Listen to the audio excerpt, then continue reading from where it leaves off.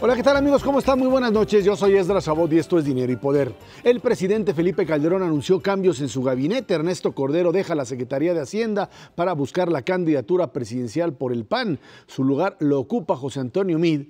Jordi Herrera llega a la Secretaría de Energía. José Ángel Córdoba Villalobos buscará la candidatura del PAN a la gubernatura de Guanajuato, por lo que deja la Secretaría de Salud y es reemplazado por Salomón Chertorivsky. En sustitución de Guillermo Valdés en el CISEN, llega Alejandro Poiré, mientras que la vocería del gobierno federal en materia de seguridad será ocupada por Alejandra Soto. Ernesto Cervera, Macarios, que tiene muy buenas noches. Buenas noches. ¿Qué tal, Cambios de, pues, no sé si serán los últimos o de los últimos en el gabinete, a partir de lo que podríamos llamar la estrategia electoral de un par de ellos. José Ángel Córdoba, que busca pues ya la candidatura y de hecho la propia gubernatura del estado de Guanajuato, mientras que Ernesto Cordero, como ya decíamos, pues está intentando remontar la diferencia que tiene frente a Josefina Vázquez Mota y Santiago Krill para entrar en la competencia directa por la candidatura panista a la presidencia de la República. Y por otro lado, la salida de Guillermo Valdés del CISEN, la entrada de Alejandro Poiré, quien era vocero, y pues por supuesto esa vocería ahora en manos de Alejandra Soto, Macario. Sí, cambio en el gabinete creo que obedece a estos tres distintos procesos. Por un lado, el secretario de Salud, que quiere ser gobernador en Guanajuato, va a intentarlo. Era un cambio que ya se conocía desde hacía bastante tiempo, ya había anunciado su interés, y también era bastante conocido que Salomón Chertorivsky sería su sustituto. Él ha estado a cargo del Seguro Popular, parece que con bastante éxito. Entonces, a pesar de no ser médico, bueno, conoce este asunto de la administración de la salud, que es algo muy importante. El secretario de Hacienda, Cordero, entregó el paquete del presupuesto y lo dejó, y en menos de 24 horas estaba afuera. Y ahora le tocará a José Antonio Meade hacer la negociación de este presupuesto muy ajustado. No tiene mucho espacio para moverse, pero bueno, eso es lo que él va a tratar de negociar. Tiene mucha experiencia ya José Antonio Meade, fue subsecretario en Hacienda, además de haber sido secretario de Energía recientemente, y su capacidad como subsecretario de Hacienda creo que es bastante conocida. En este nuevo puesto esperamos que tenga también éxito. El último cambio, el de Guillermo Valdés, me parece que sí obedece a otra dinámica.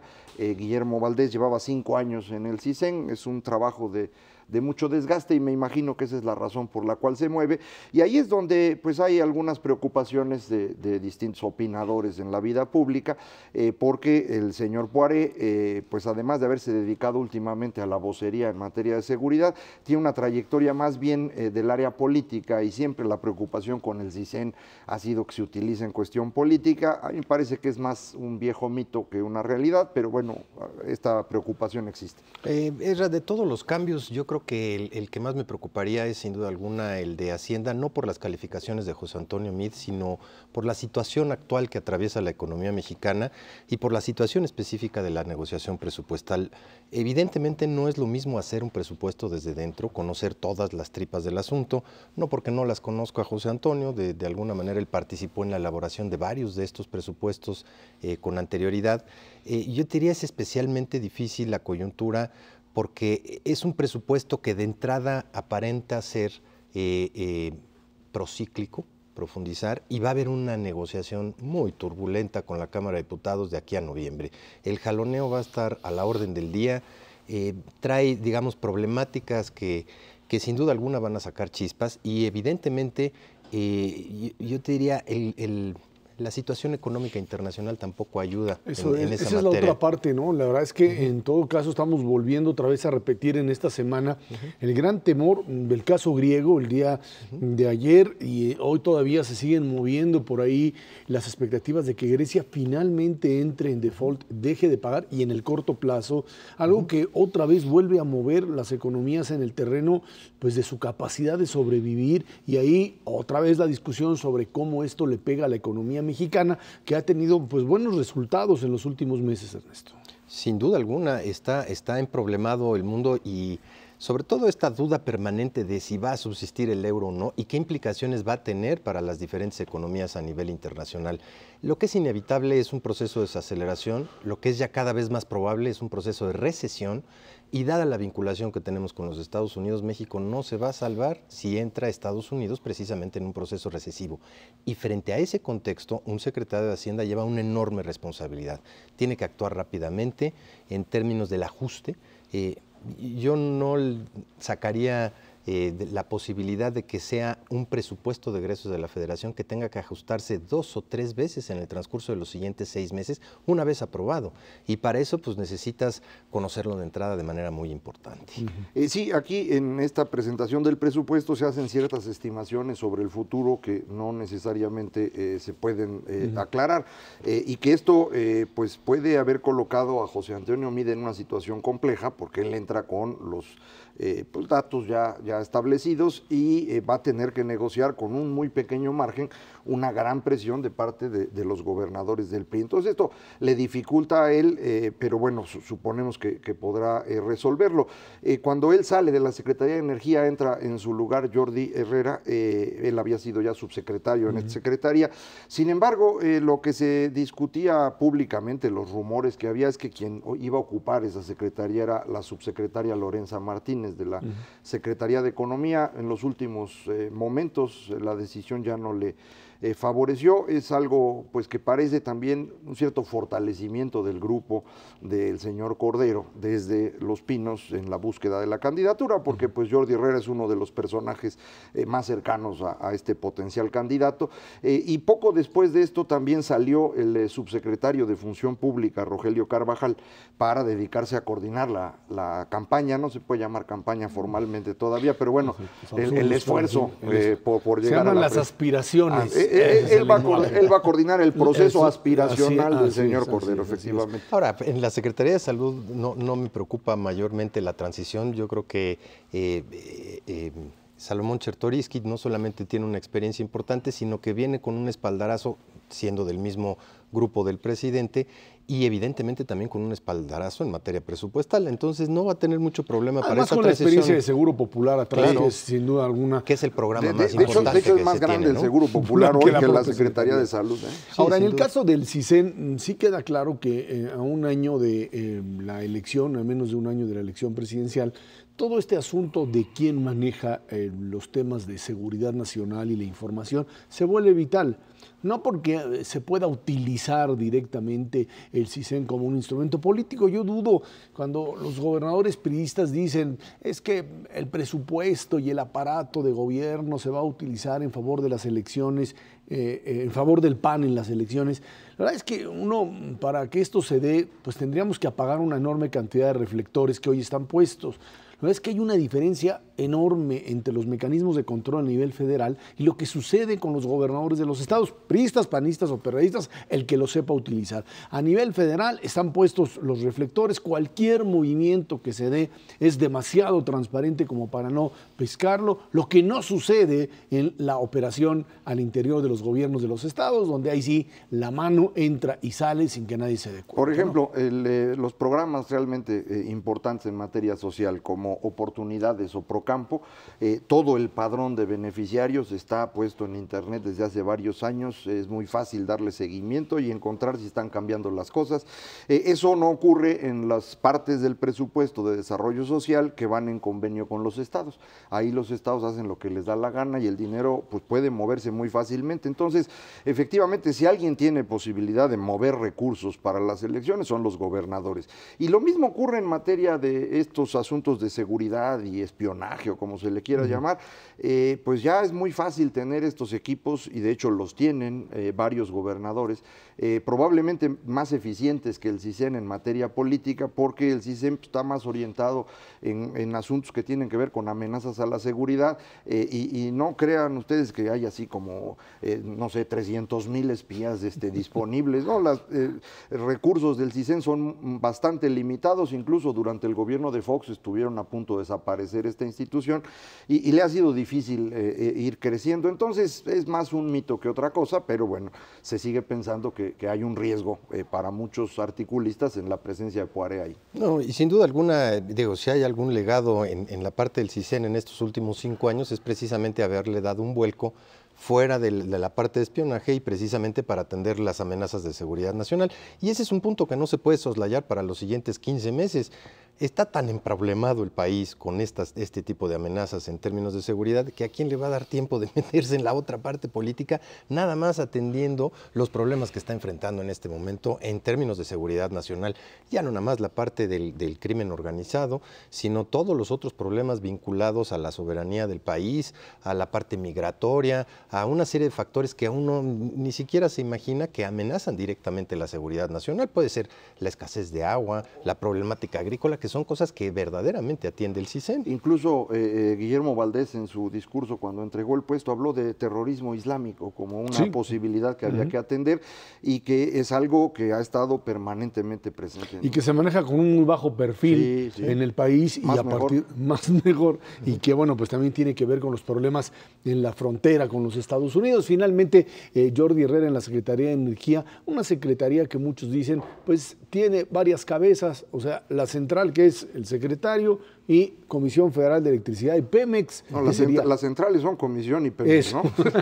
Y la otra, algo que quizá en el corto plazo, bueno, quizá en el próximo sexenio tendrá que cambiar por sus propias naturalezas, ¿no? Sí. Ahí están, digamos, ya bastante delimitadas las acciones de cada una de estas secretarías y más aún traen su dinámica, en 15 meses no puedes cambiar o modificar esta trayectoria que tienes desde hace muchísimo tiempo mientras no cambies la ley. Vámonos a una pausa, de regreso platicamos asuntos de competitividad. México, pues sí, crece, tiene capacidad de entrar en el mercado de los grandes, pero todavía faltan muchas cosas por hacer. Esto es Dinero y Poder. México escaló 8 posiciones en el Informe Anual de Competitividad 2011-2012 del Foro Económico Mundial. Pasó del lugar 66 al 58. La Secretaría de Economía afirmó que el país merece estar en un mejor lugar porque, explica, en el mercado internacional se perciben más y mayores avances de la actividad económica de nuestro país. Para hablar de este tema, nos acompaña en el estudio de Dinero y Poder José Antonio Torre Medina, subsecretario de Competitividad y Normatividad de la Secretaría de Economía. Muy buenas noches, José Antonio, gracias por estar aquí con nosotros. Muchas gracias, encantado. Cuando se habla de competitividad en un país como México y un avance en la competitividad, ¿cuáles serían los factores fundamentales por los cuales podríamos pensar el país ha mejorado en los últimos años? Mira, yo creo que es el conjunto de muchas acciones. La competitividad al final no es un elemento, sino es el conjunto de una serie de atributos y características que tiene las naciones, en este caso México, y que permiten que las economías, que las inversiones, que las empresas crezcan y sean productivas y sean rentables. En ese sentido, México, en este último indicador, tiene dos grandes fortalezas. Una es el tamaño de su mercado interno, que es una fortaleza muy importante, y el segundo es la estabilidad macroeconómica que ha demostrado nuestro país, inclusive pues después de salir de una crisis como la que hemos estado viviendo. Entonces, en este sentido, estos son los dos grandes atributos. Hay un tercer elemento que no se puede descartar y es que en todos los demás atributos que mide el indicador del Foro Económico Mundial, México avanzó de manera importante, en algunos más, en algunos menos, pero en general se vio un movimiento a la alza de nuestro país en el indicador en todos los frentes, ¿no? Y yo creo que esa combinación de factores es lo que en este indicador en particular nos permitió avanzar. Esto nos lleva a pensar que de una u otra manera México podría ser un mayor receptor de inversión extranjera, a un país al que se le viera, digamos, con incluso mejores posibilidades que Brasil. Mira, yo creo que todos estos indicadores al final representan una evaluación de alguien externo hacia un país, en este caso México. En ese sentido, el valor que aportan es ese. Es una óptica objetiva, externa, hacia lo que están haciendo los países. Como tú sabes, este indicador tiene un componente muy importante de encuestas y en ese sentido es la opinión de los propios empresarios la que emite el 70% de este indicador. Nosotros sí creemos que una mejor percepción por parte de los empresarios puede significar mayor inversión de los empresarios, una visión más optimista hacia el futuro. Entonces creemos que este indicador en particular sí refleja mejores posibilidades para nuestro país porque refleja una óptica de los empresarios hacia nuestro propio país, ¿no? Como bien decía, el indicador de competitividad global del Foro Económico Mundial tiene un gran porcentaje de su información realmente subjetiva de lo que piensan los empresarios. Y ahí México había tenido un problemón en los últimos años porque nadie contestaba la encuesta, ¿no? Nos mandaban la encuesta y los empresarios la tiraban a la basura y con 40, 50 observaciones se hacía la información. Ahora creo que tuvieron mucho éxito en promover que, pues cuando menos leyeran el cuestionario y contestaran algo, creo que hubo poco más de 300 respuestas. Y esto permitió, me parece, el avance de estos 8 puntos. Sin embargo, me da la impresión, por las cifras, que los empresarios siguen teniendo una percepción muy extraña de México. En todos los indicadores asociados a violencia, nos estamos calificando como si México fuese el peor país del mundo, prácticamente hablando. El antepenúltimo. Sí, el tercero de abajo hacia arriba, de 142. Eso no tiene sentido, ¿no? O sea, sí tenemos un problema de violencia, pero no nos podemos ubicar en ese nivel. Y lo mismo ocurre en educación. Sí. Nos calificamos en los lugares 120, 130 de 142, cuando en realidad México, a pesar de tener un sistema educativo malón, pues sigue siendo prácticamente el mejor de América Latina. Y eso nuestros empresarios parecen no entenderlo. No nos estamos boicoteando, no habría forma de que los empresarios salieran a conocer otras partes del mundo y vieran lo que realmente es violencia y realmente es ignorancia. Es una muy buena pregunta y yo te respondería 2 cosas. Primero, la parte de las encuestas, del número de encuestas, nos parecía que el número que habíamos obtenido en el pasado era alrededor de 90 y algo encuestas, 94 en el caso particular del año pasado, y nos parecía que no eran suficientemente representativos para evaluar un país. Hicimos un contacto con el Consejo Coordinador Empresarial, hicimos una reflexión sobre lo que tendríamos que hacer y ellos se sumaron a este esfuerzo para solicitarle a los empresarios que recibieran la invitación del World Economic Forum, porque la reciben alrededor de 800. De los 800 personas, 800 empresarios reciben la invitación y en años pasados respondían 90. Este año respondieron alrededor más de 350, lo cual nos parece que sí tiene un impacto de mayor representatividad, mucho menos concentración en la Ciudad de México, más amplitud. Y más pymes. Más pymes, de hecho se hizo un esfuerzo para que la base de datos que envió el World Economic Forum tuviera mayor representatividad de empresas medianas y pequeñas de diferentes sectores. Entonces nos parece que eso fue muy, muy importante. Segundo, definitivamente lo que tú planteas, al ser una encuesta que básicamente evalúa percepción, sí tenemos una diferencia. Ahora, eso es para todos los países, pero sí es importante señalar que México en general en ciertos factores estamos penalizados, ¿no? La misma dinámica del tema de seguridad que estamos viviendo, bueno, nos pone efectivamente en el penúltimo lugar, sí, ¿no? En el caso de educación, como tú bien lo comentas. Ahora, en el caso de educación hay un tema muy interesante. El World Economic Forum dice, lo dice, pero lo dice y me parece que es una reflexión profunda. El hecho de que los empresarios se den cuenta que hay una oportunidad en educación también significa que, bueno, que reconocerlo implica parte de la solución, ¿no? Hay otros países en donde ni siquiera se reconoce, se evalúan como calificaciones muy altas. Y entonces, ¿no? Esta es una reflexión que de hecho lo comentamos con ellos y que me pareció muy relevante, ¿no? José Antonio, hablando de los otros indicadores, de los indicadores duros, yo creo que el que más sorprendió y probablemente causó más enojo en el gobierno federal fue que hayamos bajado en el ranking del ambiente macroeconómico. Si hay alguna estrellita que nos hayamos puesto durante más de 20 años consecutivos es que somos un país muy estable, probablemente no con una perspectiva de crecimiento tan importante hacia adelante, por lo que, bueno, hemos visto en los últimos 30 años que no crecemos más que 3% en promedio por año, sí. Pero eso sí se elaboran no con la opinión, se elaboran y entiendo que también hay una discusión con el Fondo Monetario Internacional y el Banco Mundial. Ahí, ¿para dónde jalamos? Ahí lo que te diría es que efectivamente sorprendió esta reducción en la calificación del ambiente macroeconómico, pero también efectivamente se debió a un cambio de metodología que utilizó el World Economic Forum y en ese sentido inclusive en su reporte completo viene señalado con muchísima presión. Independientemente de eso, este es el segundo factor mejor evaluado para el país. Estamos arriba. Si nos evaluamos contra el promedio de los países de la OECD, estamos arriba que los países de la OECD. Es decir, esto sigue siendo un factor que nos impulsa, ¿no? Aunque hayamos tenido una caída que suena contradictorio, raro, suena raro efectivamente, y básicamente está identificado a un tema de cambio de metodología. De hecho, en las 6 variables que miden ese pilar, en las 2 donde se cambió la metodología bajamos, pero en las 4 restantes seguimos subiendo. Entonces, bueno, son esos efectos metodológicos pero lo que hay que reconocer es que el ambiente macroeconómico sigue siendo un impulsor del crecimiento de México. Ajá. Y otro punto, en realidad es difícil medirse contra sí mismo en observaciones anteriores, porque lo que es esto es un ranking. Sí. Entonces, a lo mejor hay países que pueden avanzar muy rápidamente por alguna cuestión indeterminada y eso hace que nosotros bajemos escalones y no pasó nada en nuestro país que justifique que hayamos bajado. O al revés, países que lo hicieron muy mal y sin haber hecho nada nosotros nos impulsan hacia adelante. ¿Cómo manejar esto de los rankings a nivel internacional? Porque pues, a final de cuentas lo que se requiere es eso, sin duda alguna, un método para evaluarnos, pero algo que sea un poquito más objetivo para poder derivar ciertas políticas públicas. Sí, yo ahí tendría dos reflexiones. La primera es que un asunto es el ranking, como bien lo comentas, donde dependemos del avance o no avance de otros países, y lo otro es la evaluación que obtenemos. O sea, el World Economic Forum emite una evaluación. Y en ese caso, la evaluación que obtuvo México este año fue la más alta que hemos obtenido en la historia del indicador, lo cual quiere decir que sí hay un avance, ¿no? en las evaluaciones para México, en esta combinación de datos duros, insisto, con percepción. Pero hay un avance y la calificación es la más alta que hemos obtenido. Número uno.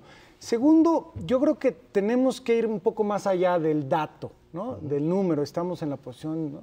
Claro. Y tenemos que ir y reflexionar cuáles son los mensajes que nos están dando estos indicadores, cuáles son estos mensajes que nos da el cambiar de una posición a otro, de un año a otro.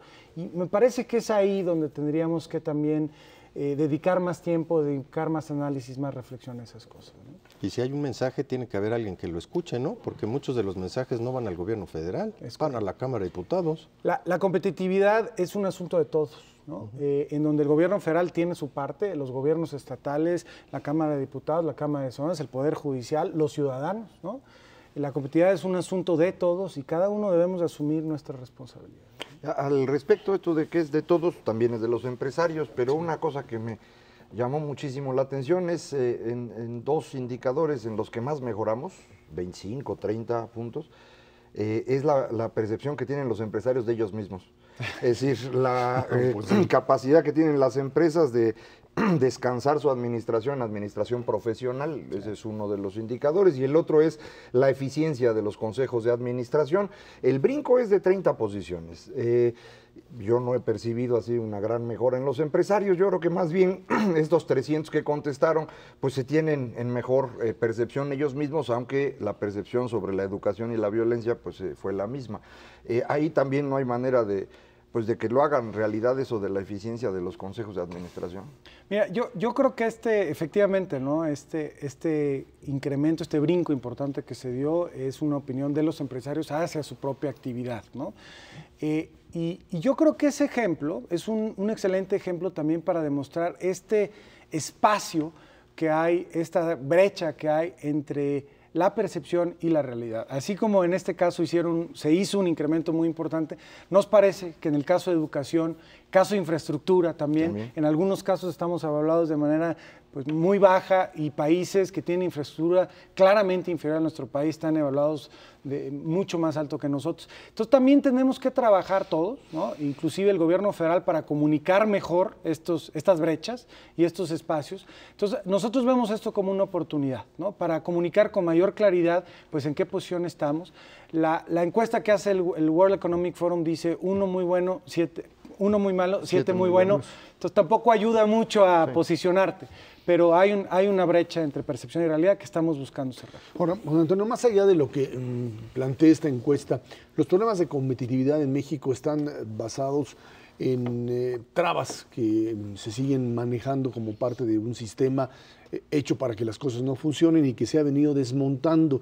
Sin embargo, uno pensaría que todavía en esto que incluso el Instituto Mexicano de Competitividad plantea, compras a gobierno, a nivel federal, a nivel estatal, forma de relacionarse entre la propia ciudadanía y distintos órdenes de gobierno, ¿cuáles serían las partes, más allá de los asuntos de percepción, que uno tendría que ubicar como las prioridades para dar el gran salto en competitividad en este país? Sí, gracias. Yo coincido plenamente con una de hecho la respuesta del web donde pone al ambiente laboral como el principal obstáculo, ¿no? Yo creo que ese es un principal obstáculo, nos tiene en un asunto de inflexibilidad total que no nos permite ampliar la base de trabajadores formales en nuestra economía, y ese definitivamente es uno de ellos. Yo creo que otro es este avance que necesitamos seguir dando en simplificación de trámites de regulación para las empresas y para los empresarios. El indicador de este año muestra un avance, pero todavía nos pone en una posición muy baja, y yo creo que ahí, y sí coincido, debemos de seguir avanzando. Y esa es una agenda muy interesante, porque es una agenda del gobierno federal, de los gobiernos estatales y de los gobiernos municipales. Entonces puede ser que el gobierno estatal o algunos gobiernos estatales avancen mucho, pero si el gobierno federal y los municipios no avanzan con igual velocidad, la percepción hacia el empresario no está ahí. Entonces necesitamos seguir avanzando. La parte educativa, yo creo que México ha avanzado, pero necesitamos avanzar con mucho mayor velocidad en términos educativos. Este año hubo un avance muy importante en la percepción de temas tecnológicos, de innovación. Yo creo que habrá que seguir reforzando esos temas y insisto, la competitividad es el conjunto de muchos factores, y yo creo que el atender estas prioridades, pero seguir avanzando en todo lo demás es necesario. José Antonio, una pregunta la tengo que hacer. Hay ciertos factores que no aparecen en ningún indicador del WEF y que utilizan muchísimos países, que es la trampa. Para hacer fuertes a sus empresas, para hacer fuertes a algunos sectores, utilizan subsidios, utilizan proteccionismo, y estoy hablando de casos concretos como China, como Brasil, que tienen algún tipo de ayudas que no aparecen en el ranking, pero que las hace ser, y digo, a muchos de los empresarios los tienen muy contentos, aunque no estén bien ubicados en ese ranking. En ese contexto, pues, ¿qué hacer para que aparezcan en el ranking, pero como un factor negativo? Sí. Hay algunos indicadores o variables que indirectamente pretenden evaluar algunos de esos elementos, pero tiene razón, quizás no hay un indicador duro en ese tema. Ahora, yo creo que ahí, no necesariamente tengo una respuesta específica, pero yo creo que ahí lo que tenemos que hacer es hacer una evaluación de los diferentes indicadores, ¿no? Digo, y por usar un ejemplo, en el indicador del que hace el Banco Mundial y que le llama Doing Business, es un indicador que mide otras variables y los mide de manera muy diferente, porque hace una evaluación de los procesos, por ejemplo, en el caso particular de apertura de empresas, o procesos para exportar e importar. Y ahí mide el número de pasos, el costo de los mismos y el tiempo que dedican. Y de hecho ahí, por ejemplo, somos el país mejor evaluado de América Latina. Y nada más para hacer un contraste, y voy a usar el ejemplo que utilizaste, México sale en la posición 35 y Brasil en la 124. Es decir, en este tipo de indicadores, y cuando empezamos a sumar los diferentes mensajes que nos dan, sí podemos encontrar que hay economías como la mexicana que ha tomado una decisión de tener una apertura de mercado, de competir en los mercados internacionales. Tenemos todavía áreas de oportunidad de la ley de competencia, que se acaba de hacer una reforma y se está implementando. Y estos otros indicadores que nos permiten evaluar, pues, con mayor precisión la facilidad de importar o exportar a diversos mercados. Yo creo que la respuesta tiene que ver, veamos otros indicadores, ¿no? José Antonio Torre, muchísimas gracias por estar aquí con nosotros. Encantado. Muchísimas gracias. Vámonos a una pausa. Esto es Dinero y Poder. La calificadora Moody's descarta una recesión de la economía mundial. Para México ve un panorama positivo, aunque a paso lento. La agencia estimó que en 2011 México crecerá 4%, para 2012 alrededor de 3%, en tendencia con el mercado, y para 2013 se registra un alza solo de 2.5% o menor. Nos acompaña aquí en el estudio de Dinero y Poder Alberto Jones Tamayo, director general de Moody's México. Buenas noches, Alberto, gracias por estar aquí con nosotros. Al contrario, buenas noches. ¿Qué tal? En los últimos meses, Moody's ha estado dando calificaciones bastante negativas con respecto a distintos actores en la economía mundial. Esto ha hecho que no solamente Moody's, otras agencias calificadoras también estén en una línea bastante pesimista. Es una nueva lectura que se está haciendo a partir de julio de este año, porque parecería ser que todo iba muy bonito por ahí de julio, crecimiento, etcétera, y de repente el asunto griego y otros elementos ahí se metieron y tenemos esta perspectiva negativa, Alberto. Bueno, lo que pasa es que hay una dicotomía y realmente viene desde finales de 2009, cuando comienza el problema griego a acentuarse. En efecto, comenzamos a hacer algunas bajas de calificación a un cierto tipo de naciones, pero otro cierto tipo de naciones hemos hecho lo contrario. Ha habido subidas de calificación. Varios países aquí en América Latina han tenido aumentos de calificación. El más extremo de ellos es el de Chile, ¿no? que ya está inclusive en las dobles As. Países aquí en América Latina a quienes se les ha subido también la calificación a grado de inversión, como es Colombia, Perú, el propio Brasil, Panamá, Costa Rica. Entonces hay como una dicotomía entre lo que pasa en ciertos países economías industrializadas y economías emergentes. Países europeos que ahora parecen sufrir el tipo de problemas que nosotros aprendimos a transitar en los 80s, y para ellos es ahora una sorpresa el que la deuda es un tema muy relevante y están aprendiendo a manejarlo, esperamos. Ahora, este asunto de la deuda europea es algo que después de la recesión, cuando los norteamericanos decidieron pues, que no había otra más que seguir creciendo la deuda, Europa también lo hizo. Es un acto de irresponsabilidad, es un acto que no tenían salida. O sea, ¿cómo llega un país, cuando se habla de los países latinoamericanos que hoy están en una mejor condición, se dice, pues es que gobernantes autoritarios, irresponsables, se endrogaron, etcétera? ¿Cómo Europa, el continente, democracia, etcétera, llegan a estos niveles? Pues es un problema de quiebre de expectativas, pensamos nosotros, en el sentido siguiente. Los europeos, especialmente los países centrales, digamos, con un nivel de riqueza económica mucho mayor, sí podían sostener y pueden todavía, digamos, niveles de deuda crecientes para resolver problemas de crecimiento que pudieran ser temporales, aliviar problemas de bancos que tienen problemas de solvencia, etcétera. Sin embargo, las expectativas que existían respecto de los mecanismos de respuesta que deberían de tener las autoridades europeas, especialmente el Banco Central Europeo o la Unión Monetaria Europea, no se dieron. En otras palabras, ese endeudamiento era coherente con la respuesta decisiva, oportuna y suficiente por parte de las autoridades bancarias de Europa, a efecto de no crear expectativas de impago. O de que estaba en cuestión el hecho de que ciertos países que tuvieran problemas serían soportados o respaldados por un periodo breve.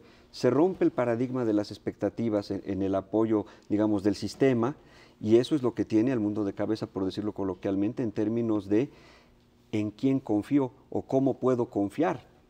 En una autoridad. Alberto, mencionabas ahorita que algunos países subieron su calificación. Para México ni hablar. Mientras no cambie qué, porque a final de cuentas México lleva 22 años de una estabilidad macroeconómica pasmosa, ¿y qué falta? ¿Qué brincos tenemos que dar para que nos suban a las As? O sea, el grado de inversión está a todo dar, lo adquirimos hace algunos años. ¿Qué impide? La dinámica de crecimiento, las reformas estructurales, nuestra cercanía con Estados Unidos. ¿Qué es lo que está mal en el horizonte de México? Claro. Que impide un cambio de calificación. Por supuesto. Bueno, hay que decir los aspectos favorables de esta calificación. México transitó por una severa recesión en el año 2009, de la cual se recuperó de una manera grandiosa, lo cual habla muy bien de la calificación. Moody's no le bajó la calificación a México en ese periodo, justamente porque teníamos la confianza, y parece ser que la evidencia histórica sí lo comprobó, de que este país podía resistir un choque de crecimiento económico sin que los fundamentales del endeudamiento gubernamental se alteraran. Pasó de niveles del 23% a 28% del PIB, cuando que país como Rusia pasó del 5 al 10. Sí. Es pequeñito, pero es el doble. En el caso de México fueron unos cuantos puntos porcentuales. México, en efecto, como dice esto, está muy bien, digamos, pertrechado para responder a choques externos, pero tiene una debilidad, y su debilidad tiene que ver con la incapacidad del fisco de tener una mayor recaudación, lo cual tiene anclada la posibilidad de que mediante el gasto público se puedan generar niveles mucho mayores de inversión, y que eso a su vez pues, detone crecimientos en productividad a mediano y largo plazo, y por supuesto crecimiento puro y directo en el Producto Interno Bruto. Ese es realmente el talón de Aquiles, el más importante desde el punto de vista crediticio para nosotros en Moody's. Supongamos que por alguna razón mágica se resuelve el problema de la reforma laboral, número uno. Ya tenemos la de competencia, podemos resolver 2 o 3 más la energía. Pero la que está dificilísimo es precisamente la que mencionas, Alberto. ¿Eso quiere decir que estamos resignados a quedarnos con esta calificación hasta que nos pongamos de acuerdo? Sí es, sin duda alguna, la reforma de todas las reformas. Claro. Sí lo es. Los otros tienen e inciden en el crecimiento y en el bienestar económico en el mediano y largo plazo. La reforma fiscal sí podría tener un impacto mucho más contundente en el corto plazo. Ahora, Es verdad que nosotros estamos mirando los acontecimientos y la dinámica de ciertas economías como las europeas, en contraste con economías como la nuestra, o países como Malasia, o Tailandia, o el propio Brasil, o Colombia, o Perú, ¿no? Y ahí hay una lista importante de países que han hecho la tarea, que tienen finanzas públicas sanas, que saben manejar su déficit financiero y que lo están haciendo de manera, digamos, muy prudente. Y entonces sí, en efecto, nos cuestionamos y estamos en ese proceso digamos, de repensar las ideas que tienen que ver con el verdadero riesgo de crédito, ¿no? Ya no es nada más una consideración de tener economías muy grandes o PIB per cápita enorme. También importa el comportamiento como deudor. Y en ese sentido, países como México son ejemplares. Y cuando digo ejemplares, es en el sentido que son ejemplo. Esto sí, hay argumentos para pensar que deberían tener un efecto sobre la calificación, y estamos en el proceso de repensar muchas cosas. El mundo ha cambiado considerablemente en los últimos 3 años, y lo que eran paradigmas, especialmente el de respaldo a bancos que por su importancia deberían ser rescatados, el hecho de que economías que pertenecen a una unión económica no son respaldadas cuando tienen un problema, más allá de que si ese problema se lo ganaron, si dijeron mentiras, si engañaron. El hecho es que estás ahí para tomarme. En fin, todos estos cambios de paradigma sí nos llevan a repensar muchas cosas, y estamos en ese proceso. No podemos decir que México va a ser Baa1 indefinidamente, porque la tendencia, si bien pobre en términos de crecimiento, como decía Cesra, alrededor de la tendencia de 3%, es la que es, pero que no eso significa que de todas maneras el país es un muy buen deudor. Porque si se van a concentrar en el asunto de reforma fiscal, pues vas a acabarle bajando calificación a medio planeta, mano. Ahorita todo el mundo tiene un problema grave fiscal, estoy hablando de Estados Unidos, prácticamente toda Europa, porque la circunstancia es mucho más compleja hoy que lo que era. Y al respecto de esto hay una preocupación que me parece que es importante, el perfil demográfico que se está transformando y que está enviando a una gran cantidad de personas en países industrializados al retiro, y no tenemos con qué sostener eso. Cuando digo no tenemos, me refiero al mundo entero está en un problema serio. Estados Unidos está ya pues colocando 7,000 personas diarias en el retiro, los baby boomers están llegando a eso. Pasa esto en Europa de manera muy importante y va a pasar en China en el transcurso de los próximos 10 años, todavía sin haber consolidado su crecimiento. China va a empezar a perder población por su famosa política de un hijo por familia. Estos cambios demográficos y estos cambios fiscales tan fuertes de los últimos años, ¿cómo percibes que van a transformar la evaluación de riesgos hacia adelante? Pues es algo muy importante y nosotros lo estudiamos muy de cerca. El tema del envejecimiento de la población en el caso europeo, el país que está más grave obviamente es el alemán, seguido del francés, Italia. Y por cierto Estados Unidos un poco mejor, aunque nada comparado con la situación, digamos, de bono demográfico, entre comillas, que puede tener México en ese sentido. Ahora, el problema es que en una época de consolidación fiscal necesaria, mandatoria e inescapable, no hay de otra, que van a tener que hacer todos estos países, y por eso hablamos de una recesión o una desaceleración prolongada. Estos países es cuando más necesitan hacer uso del gasto público justamente para resolver las necesidades de una población que envejece y que envejece rápidamente. Ahí hay un problema y por eso sabemos que la velocidad del ajuste va a ser aún más lento. Yo creo que los europeos no tenían muy claro la gravedad del problema en el que se iban a meter, porque como digo y como apuntas, es justamente en un momento que el envejecimiento de la población está aumentando a mayor velocidad. Y buena parte de estas personas que están ahora retirándose habían guardado su dinero en fondos que lo habían colocado en el mercado que se nos hundió en 2008, entonces tampoco tienen con qué salir adelante. Es decir, la presión sobre el gasto de los gobiernos en momentos en los que no están recaudando sí está feo. Y la gran paradoja, perdón, es que es justamente estos grupos sociales los que generan presión a sus gobiernos en Alemania para que no cedan. Pero si los dejaran ceder, habría más posibilidad de que los valores en los que están invertidos sus ahorros tuvieran mayor valor. Es una terrible paradoja. Ahora, parecería ser que esto es una especie de callejón sin salida, porque si los gobiernos europeos no tienen capacidad de una mayor recaudación porque ya no hay por dónde moverse y tienen un problema de endeudamiento y de necesidad de hacer uso de recursos, ¿por dónde está la salida? ¿Qué haces? O sea, ¿cuáles son sus salidas? Hoy la discusión está en que no se puede tronar la zona euro, no se puede dejar caer a Grecia, a pesar de que, bueno, esto por supuesto llevaría consigo un problema muy serio para bancos alemanes y franceses. Son políticas en donde, ahora sí que políticas de crisis porque no hay por dónde salirse. Pues no hay por dónde salirse y por eso anticipamos un periodo prolongado de turbulencia y de desaceleración económica en el mejor de los casos, porque no hay ajuste posible. O sea, en ese sentido la economía es cruel y es fría más que nunca para el caso europeo. Los Estados Unidos es más fácil que puedan corregir este problema de endeudamiento. En el pasado han hecho ajustes y tardan 10 años en lograr un ajuste. México pasó por esa etapa, lo recordamos a mediados de los 80s, hicimos la tarea y después la bancaria. Y se logró, pero no se hace en el corto plazo, ¿no? En el caso de Estados Unidos, cuando Standard & Poor's, su competencia de ustedes, les baja la calificación a Estados Unidos, las otras calificadoras dicen, ey, cuidadito, se les pasó la mano.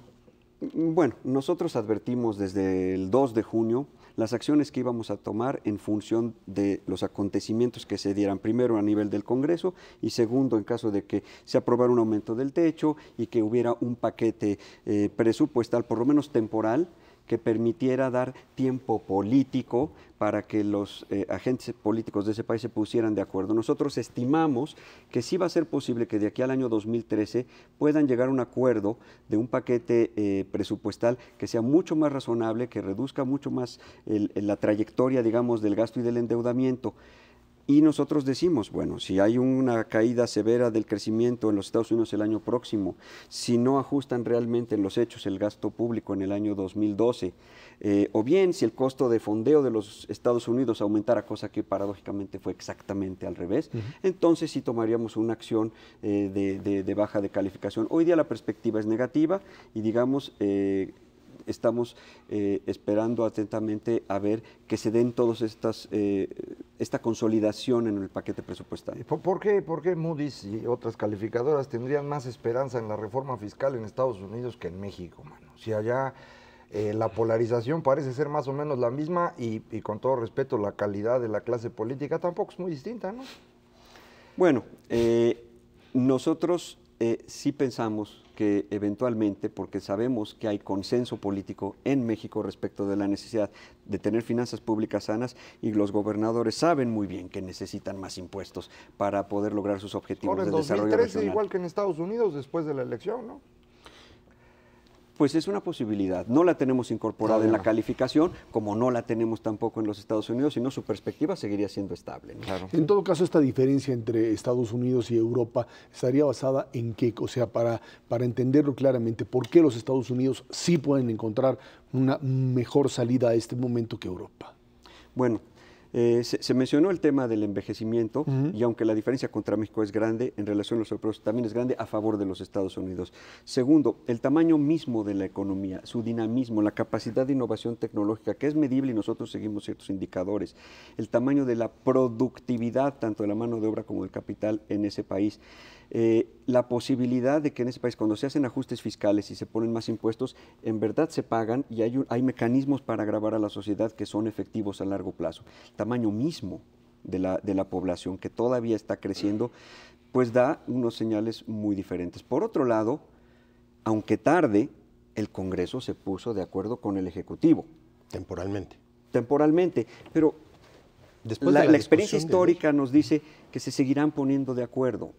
Inclusive ha habido momentos también en el pasado de rompimiento, ¿no? y de polarización, pero eventualmente hacen lo que se debe hacer. Infelizmente, el caso europeo hoy en día no es así. Yo creo que están aprendiendo a vivir en grupo, están aprendiendo a vivir como equipo y no se ponen de acuerdo en el nivel de contundencia y oportunidad de sus decisiones. Ese es el problema, más que el del endeudamiento, porque al final del día la voluntad de pago es de la que depende realmente la posibilidad de prestar dinero. Y si tú no ves voluntad de pago, y eso depende de todo el equipo de países que constituyen a la Unión Europea, entonces están perdidos. No está la salida. Alberto John Tamayo, director de Moody's México, muchísimas gracias. Gracias a ustedes. Vámonos a una pausa, esto es Dinero y Poder. La Secretaría de Hacienda entregó a la Cámara de Diputados el paquete económico para 2012. El proyecto privilegia el gasto en seguridad pública y el combate al crimen organizado. No habrá impuestos nuevos, desaparece la tenencia federal a partir del 1 de enero. Su aplicación quedará en manos de gobiernos estatales, lo que por supuesto es una verdadera bronca. Hacienda prevé una desaceleración en el crecimiento para 2011, pronostica será de 4% y 2012 3.5%. Ojalá y se quede ahí, porque con eso nos damos más que satisfechos en las actuales condiciones. Ya decíamos en el primer bloque los problemas que esto generaba. El problema radica en que la forma en la que lo presenta directamente Hacienda es como una especie de pleito, de decirle, bueno, órale, señores gobernadores, empiecen a disparar en contra de este presupuesto porque les recortamos el asunto de la tenencia y ahora ustedes van a, si quieren, a cobrar impuesto. Sí. Pero no tienen estructura para cobrar impuestos, ese es parte del problema. Esto suena más a un pleito político que a una resolución, a un intento de resolver el problema fiscal del país, Macario. Bueno, el asunto de la tenencia ya se había anunciado desde hace mucho, fue una oferta de campaña de Calderón, cuando llega a la presidencia se da cuenta que no lo puede quitar tan fácil, y entonces dice, hay para el 2012, pero ya llegó el 2012, y entonces había que quitarlo, eso ya se había anunciado desde hacía tiempo. No solamente le da a los estados la posibilidad de cobrar esto, sino que vuelven a traer un tema que ya se había presentado antes, de un posible impuesto a las ventas de hasta 5%, que podrían los estados incorporar además del IVA para pues financiarse. Los estados no quieren cobrar impuestos, nunca han querido, y en consecuencia pues van a decir que no quieren los impuestos, pero que sí quieren más gasto. Y el problema va a ser que el presupuesto se hizo con números, a mí me parece optimistas, 3,5% de crecimiento para el próximo año es optimista, y un barril de petróleo en $82 y cachito también es optimista. Entonces, si efectivamente las cosas no son tan buenas, pues va a haber menos dinero del que se está pensando, y si con este dinero no alcanza, pues con menos va a alcanzar menos. A ver, vamos por partes. Se plantearon 4 objetivos básicos en el programa de egresos de la Federación para el año que entra. El primero de ellos es que sea un presupuesto responsable. ¿Esto qué quiere decir? Que el déficit público se va a mantener igual. Si quitamos la inversión de Pemex es prácticamente cero. Y en ese contexto, pues ciertamente es un mensaje a la comunidad financiera internacional de esas estrellitas que llevamos 22 consecutivas. Durante 22 años nos hemos comportado bien en términos fiscales y yo creo que ya se cansaron de ponernos estrellitas y simplemente pues ya no nos van a premiar más. Ya cumplimos con ese objetivo. Ciertamente el segundo objetivo, que es ser contracíclico, no lo es. De entrada, este presupuesto implícitamente conlleva un gasto relativamente bajo, inercial, pero con una composición verdaderamente dramática, que es un incremento de 6% del gasto corriente y una caída de 6,5% presupuestada en el gasto de inversión. Entonces, ciertamente no va a ser contracíclico, aunque sí es responsable en términos del monto global. Habrá que ver cuál es la discusión final y en términos de su resolución con la Cámara de Diputados de aquí a noviembre. Tercero, se plantea como un objetivo que se están incluyendo medidas de mediano y largo plazo para mejorar la competitividad. Con una caída de la inversión de ese tamaño, yo dudo muchísimo que en ausencia de otro tipo de reformas que pues no se ve en el horizonte que se vayan a aprobar, esto verdaderamente mejore. El horizonte de planeación de este plan es básicamente un año, es de corto plazo, no es de mediano y largo plazo y incidirán relativamente poco. Y si acaso el último objetivo, que es apoyar la parte social, en donde sí trae incrementos importantes, especialmente en materia de salud, algo en la parte de educación, pero sobre todo en la parte de seguridad. Ahí es en donde, pues no sé si catalogarlo como social o no, pero sí como una necesidad básica de los mexicanos. Es lo que el PRI se ha venido quejando en los últimos días, bajo el principio de que dice se aumentó gasto corriente y no se aumentó inversión. El gasto corriente parecería ser que estaría ligado a esta idea de aumentar el gasto en seguridad y esa sería la parte principal. Claro, los propios gobernadores de los estados estarían todavía en posibilidad de sacarle o moverle algo. Nunca se entrega un proyecto de presupuesto sin que el Congreso le haga ciertas modificaciones. Es parte de la negociación política. El problema es hasta dónde se puede mover esto, ¿no? Se puede mover muy poquito, Ezra. El incremento en gasto corriente se explica con cierta facilidad, nada más por la pura inflación. ya te llevaste buena parte de los 6 puntos, pero además hay que incrementar gasto en salud y en seguridad, como lo está haciendo el presupuesto, y eso es prácticamente todo gasto corriente, es muy poquito lo que se tiene que aumentar en gasto de inversión.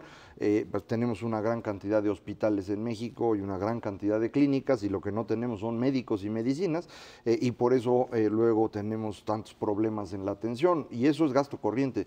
De hecho, el gasto en México, yo sigo insistiendo, es muy pequeño para el tipo de metas que nos hemos planteado. Queremos educación para todos, salud para todos, seguridad que funcione.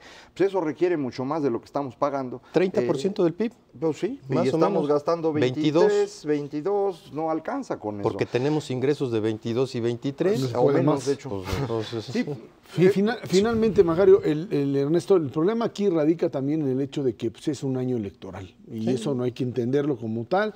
Están todos viendo por dónde se mueve el dinero para efectos del proceso electoral y esto va a complicar más la situación. Si tenemos un crecimiento de 3,5% para 2012 nos iría bien, y generación de empleos en medio millón de empleos sería un gran número. Yo creo que menos en el contexto. Menos. Y el problema es ese, que en la medida que tú estás pronosticando un crecimiento, sobreestimando el crecimiento de la economía mexicana, a la hora que en realidad crezcamos 2,5 o menos, y en un escenario optimista frente a lo que está sucediendo en la economía internacional, vas a recaudar menos, eso no hay ninguna duda.